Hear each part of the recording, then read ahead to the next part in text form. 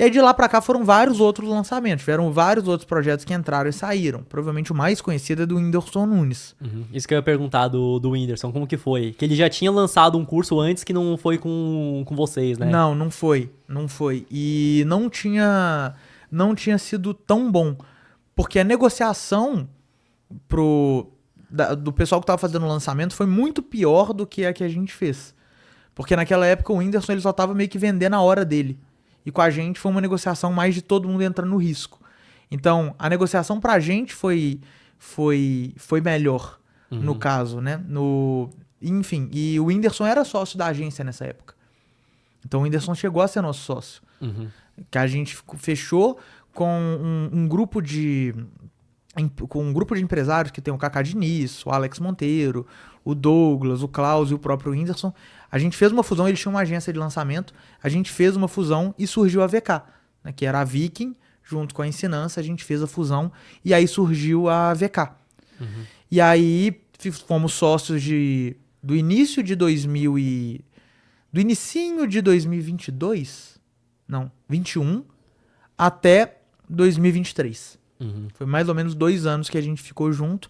E aí no ano passado a gente resolveu separar, desfazer a fusão e seguir voo solo. Entendi. E como que foi esse lançamento aí do Whindersson? Era um curso do que ele tava vendendo também? Cara, isso foi um papo legal. Que quando a gente foi conversar com o Whindersson a primeira vez, eles falaram que ele queria lançar um curso. E aí a minha dúvida, tava eu e o Lucas na época. O Lucas ainda é meu sócio, ele fundou a Viking junto comigo, mas ele não tá mais na operação do dia a dia. A gente foi conversar com o Whindersson e a pergunta é, cara, você quer ganhar dinheiro ou você quer ser professor? Porque aí ia ser caminhos diferentes, então, de acordo com a resposta. Porque se ele quisesse só ganhar dinheiro, qual que era o melhor caminho? Ele ser afiliado. Com aquela bomba de tráfego que ele tem, transferindo a audiência dele para, imagina, um professor de educação física que vai dar personal, um nutricionista, um professor de inglês. Tem vários nichos que ele poderia jogar um caminhão de tráfego e receber link de afiliado. O cara faz storytelling, por exemplo. Tô aprendendo inglês aqui, ele tá me ensinando, mostra a evolução ali, depois transfere a audiência, capta lead, faz o que for. Ou até como sócio, né? Um cara igual do tamanho do Whindersson provavelmente nem entraria como afiliado, ele entraria como sócio do produto. E provavelmente faria muito sentido pro dono do produto, porque ele ia ganhar muito dinheiro. Mas ele falou, cara, não, eu quero ser professor, eu quero ensinar um pouco do que eu sei. O que eu já fiz até hoje para eu conseguir ter esse resultado. E aí foi muito difícil, assim, muito difícil. Foram algumas horas até a gente conseguir entender melhor o que estava na cabeça dele. Porque ele queria falar no início sobre sucesso. Só que sucesso é muito genérico. Porque, cara, é sucesso pra quem? É, exato. O que é sucesso, né? Pra cada pessoa vai ser algo diferente. Então, a gente precisa ser mais específico. Porque eu quero ter sucesso, vocês querem ter sucesso, a pessoa que tá assistindo quer ter sucesso. Mas, cara, o sucesso pra mim hoje é diferente do que era o meu sucesso há 4 anos atrás. Então eu tô falando da mesma pessoa, em estágio de vida diferente. 4 anos atrás eu falaria que eu nunca iria comprar um apartamento. Eu só não comprei apartamento como eu fiz obra, coisa que eu jurei que eu nunca ia fazer, morando num bairro que eu jurei que eu nunca ia morar. Ou seja, pra mim isso é sucesso. Ter comprado esse apartamento é sucesso. Pro Marcelo de 4, 5 anos atrás, eu falei, você tá maluco. Jamais vou fazer isso. Então, não dá pra gente convencer as pessoas... Mas calma aí, é porque você era o cara do aluguel? Isso que eu não Eu era o entendi. cara do aluguel. Ah, tá. Eu era o cara do aluguel. Eu sou o cara do aluguel ainda, mas isso aí vai mudar. Mas eu sou o cara do aluguel, mas eu nunca falei não que eu nunca vou comprar imóvel. Isso também não. Não, eu era... Nunca vou comprar. Porque eu sou meio convicto nas minhas posições. E aí depois eu mudo. Eu tenho muita convicção e depois eu mudo. Mas... Enfim, é muito legal você fazer o apartamento do jeito que você quer. Que coisa que você não faz no aluguel. Mas, conversando com o Whindersson, teve uma hora que a gente tava tentando entender o que tava na cabeça dele, o que ele queria ensinar, pra gente conseguir rotular. Porque não basta o produto ser bom, o rótulo dele tem que ser bom também. Teve uma hora que ele virou e falou... Ele começou a falar sobre como ele se preparava pros shows, pro stand-up. E aí ele falou um negócio, eu sou produtor de conteúdo, ele falou um negócio que me marcou. Que foi... Cara, eu não sou um cara engraçado.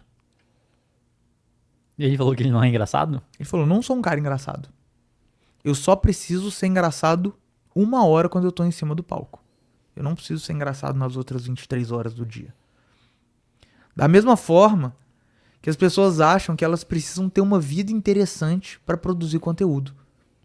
Você não precisa ter uma vida interessante, só precisa ser interessante durante aqueles 15 segundos que era a bolinha do story. Na época eram só 15 segundos. Agora acho que é 1 minuto. Agora é 1 minuto. Ia trocar só a copy, não, 1 minuto só. Mas acho que 15 minutos chama mais atenção, que é mais fácil ser interessante. 15 segundos. Durante 15 segundos do que 1 minuto. 1 minuto tem gente que já se perde, né, Matheus? Já se perde. Mas isso na época me pegou, eu como produtor de conteúdo, que eu falo, pô, isso é verdade, porque tem dia que eu não sei o que eu vou fazer no story. O que eu posso fazer de interessante? E aí ele começou a contar, tipo assim, cara, a história dele, no interior do Piauí, um cara de família pobre, um cara de qualidade estética duvidosa, e ele se fazia interessante. Aí eu falei, cara, essa cópia aí pode ser boa. E aí começamos a trabalhar o produto em cima disso.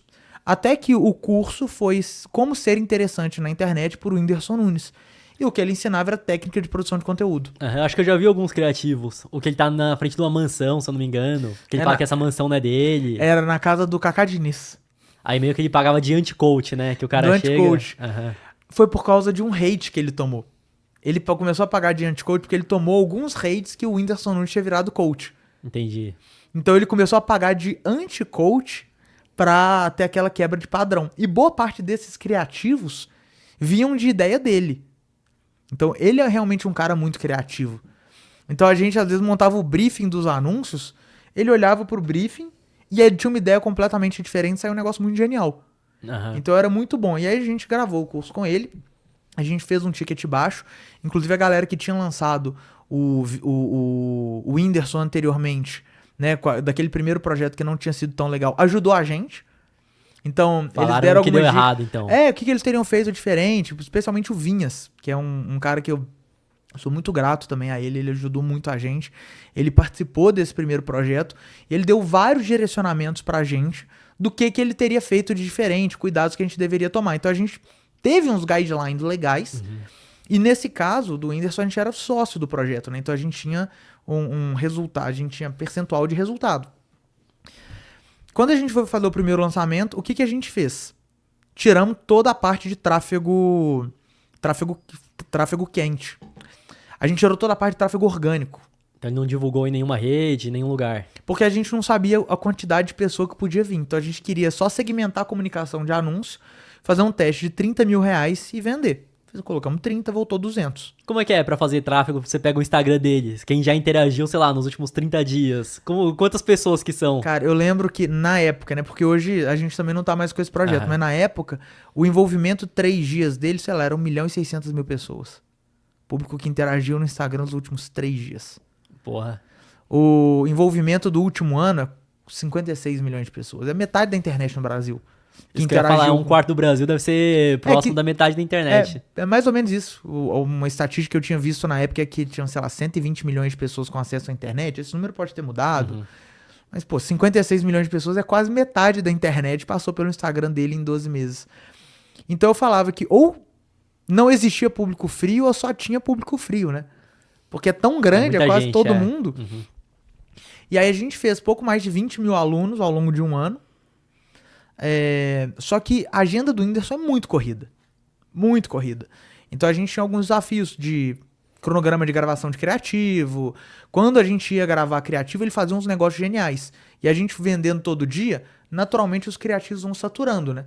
E aí pra gravar mais não tinha tanto tempo assim dele. Mas então, toda vez que gravava, era bizarro. Triplicava, quadruplicava o número de vendas de um dia pro outro.